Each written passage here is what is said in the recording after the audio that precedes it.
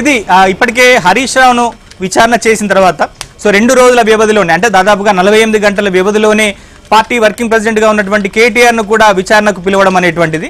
So రానున్నటువంటి రోజుల్లో ఈ సిట్ విచారణకు కేసీఆర్ ను కూడా పిలుస్తారనేటువంటి ప్రచారానికి మరింత బలం చేకూర్చినట్టుగానే మనకు అర్థమవుతుంది. ఇక బీఆర్ఎస్ పార్టీలో ఇద్దరు అగ్రనేతల విచారణ, ముఖ్యంగా హరీష్ రావు అలానే కేటీఆర్ విచారణ, అంటే హరీష్ రావు విచారణ పూర్తయింది. ఇక కేటీఆర్ ను కూడా విచారణకు రేపు పిలిచారు. సో రానున్నటువంటి రోజుల్లో మళ్ళీ అవసరమైతే హరీష్ రావును కూడా విచారణకు పిలుస్తామని ఇప్పటికే సజ్జనార్ చెప్పినటువంటి నేపథ్యంలో సో రేపు కేటీఆర్ విచారణకు హాజరవుతున్నటువంటి నేపథ్యంలో సో బీఆర్ఎస్ పార్టీ నాయకులు ఈ సిట్ విచారణను ఎట్లా చూడబోతున్నారు?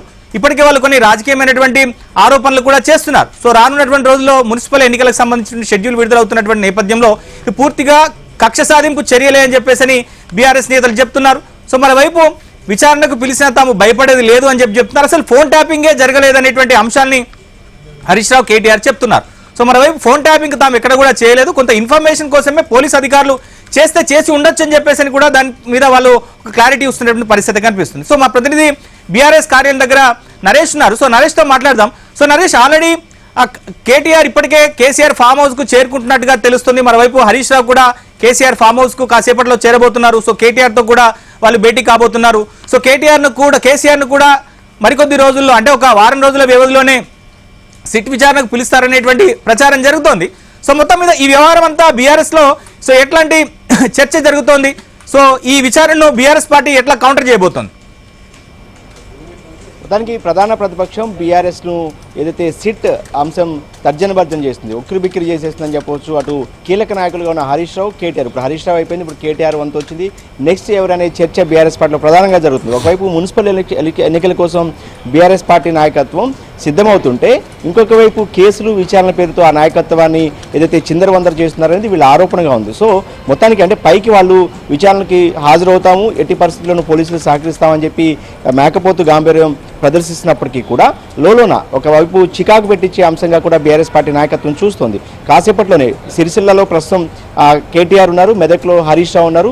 ఒక గంటన్నర వ్యవధిలోనే వాళ్ళిద్దరూ కూడా కేసీఆర్ దగ్గరికి వెళ్ళిపోతున్నారు ఎర్వల్లి ఫామ్ హౌస్కి. అంతకంటే ముందే సిరిసిల్లలో 6 గంటల ప్రాంతంలో కేటీఆర్ ఈ సిట్ నోటీసుల మీద స్పందించే అవకాశం ఉంది, స్పందిస్తామని కూడా ఆయన అధికారికంగా కాసేపు క్రితమే ప్రకటించారు.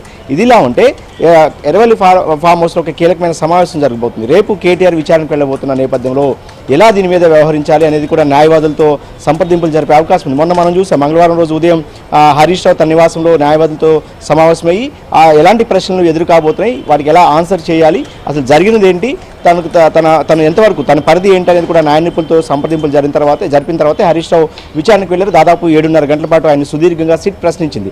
రేపు కేటీఆర్ వంతు వచ్చింది. ఖచ్చితంగా పోయిన జనవరిలో 2025 జనవరిలో కేటీఆర్ ఫార్ములా ఈ కేసుకు సంబంధించి ఏసీబీ ఎదుట 2 సార్లు హాజరయ్యారు. ఈడీ ఎదుట కూడా అప్పట్లో మనీ లాండరింగ్ సంబంధించి ఈడీ కూడా ఆయన ప్రశ్నించింది. సో మళ్ళీ జనవరిలో కేటీఆర్ను ఈసారి సిట్ విచారించబోతుంది. సో ఈ నేపథ్యంలోనే ఏం జరగబోతుందన్న చర్చ బీఆర్ఎస్ పార్టీలో పెద్ద చర్చాంశంగా మారింది. ఇక మీరన్నట్టు కేసీఆర్ కూడా రేపు మాపు నోటీసులు వస్తాయి అనేది బీఆర్ఎస్ పార్టీలో చర్చ జరుగుతుంది. కేటీఆర్ కూడా నిన్న మీడియాతో మాట్లాడుతూ కూడా 1-2 సందర్భాల్లో ఆయన చెప్పారు, ఖచ్చితంగా లీకులు వస్తున్నాయి, కేసీఆర్ కూడా నోటీసులు వచ్చే అవకాశం ఉందనేది మాకున్న సమాచారం. ఇలాంటి కేసులను చాలా చూస్తాం. ఖచ్చితంగా తెలంగాణ ఉద్యమంలో పనిచేసిన వాళ్ళు ఇలాంటి ఎలా ఎదుర్కోవాలి, ఎలా ఓవర్కమ్ చేసి మా పార్టీని ముందుకు తీసుకువెళ్లాలనేది కూడా కేటీఆర్ కాస్త అంటే గట్టిగానే సమాధానం చెప్పిన పరిస్థితి. ఇదిలా ఉంటే బొగ్గు కుంభకోణంలో స్వయానా ముఖ్యమంత్రి బావమరిది సృజన్ రెడ్డి ఏదైతే పెద్ద కుంభకోణానికి తెరదీశారో దాన్ని డైవర్ట్ చేయడం కోసమే ఈ సిట్ అంశాన్ని, ఫోన్ ట్యాపింగ్ అంశాన్ని తెర మీదకు తీసుకొచ్చారనేది పదే బీఆర్ఎస్ పార్టీ నాయకత్వం. మనం చూసి హరీష్ రావు విచారణకు వెళ్లే ముందు, విచారణ పూర్తయిన తర్వాత ఆయన తెలంగాణ భవన్లో పెట్టిన ప్రెస్ మీట్లో కూడా చాలా గట్టిగా బొగ్గు కుంభకోణం అంశాన్ని తెర మీదకు తీసుకొచ్చారు. కేటీఆర్ కూడా చాలా గట్టిగా అదే అంశం మీద మాట్లాడుతున్నారు. సో ఈ అంశంలోనే బీజేపీని కూడా బీఆర్ఎస్ పార్టీ ఇరికించే ప్రయత్నం చేస్తుంది. బొగ్గు కుంభకోణంలో బీజేపీ కూడా సంబంధం ఉంది, బొగ్గు మంత్రిగా ఉన్న కిషన్ రెడ్డికి సంబంధం ఉంది. అందుకే బీజేపీ కూడా అటు రేవంత్ రెడ్డికి సహకరిస్తుంది. అంటే బీజేపీ అటు కాంగ్రెస్ పార్టీ ఒకటేనన్న విధంగా ప్రజల్లోకి తీసుకెళ్లే విధంగా బీఆర్ఎస్ నాయకత్వం ప్రయత్నాలు చేస్తుంది. ఇక ఈ అంశాన్ని రాజకీయంగా పక్కన పెడితే సాంకేతికంగా ఈ కేసు ఎంతవరకు నిలబడుతుంది, అసలు ఈ కేసులో ఉన్న ఆధారాలు ఏంటి అనే దాని మీద కూడా బీఆర్ఎస్ పార్టీ నాయకత్వం ఆరా తీస్తుంది, న్యాయ నిపుణులతో సంప్రదింపులు జరుగుతుంది. ఎందుకంటే 2024 మార్చిలో ఈ కేసు నమోదైంది, అప్పటి నుంచి కూడా నత్తనాడుకు నడుస్తుంది.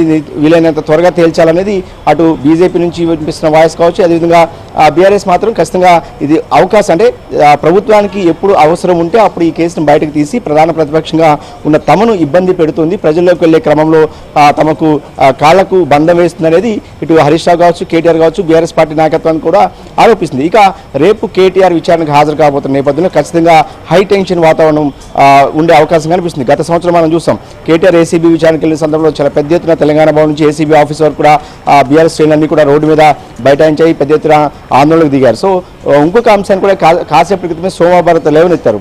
వాస్తవానికి 2-3 గంటలు మాత్రమే విచారణ చేసే అవకాశం ఉన్న ఇలాంటి విచారణలో కావాలని 7:30 గంటల పాటు హరీష్ రావును కూర్చోబెట్టారు. రేపు కూడా కేటీఆర్ని అలా కూర్చోబెడితే మాత్రం ఊరుకునేది లేదు, ఖచ్చితంగా అప్పటికప్పుడు యాక్షన్ ప్లాన్ ఉంటుందంటూ కూడా వాళ్ళు హెచ్చరిక జారీ చేశారు. సో ఈ నేపథ్యంలో రేపు ఖచ్చితంగా బీఆర్ఎస్ శ్రేణులన్నీ కూడా తెలంగాణ భవన్ కావచ్చు, జూబ్లీహిల్స్ పోలీస్ స్టేషన్ దగ్గర కావచ్చు ఆందోళనకు దిగే అవకాశం కూడా కనిపిస్తుంది. రేపు ఉదయం తెలంగాణ భవన్కి వచ్చి ఇక్కడ నుంచి కేటీఆర్ విచారణకు వెళ్ళే అవకాశం ఉంది.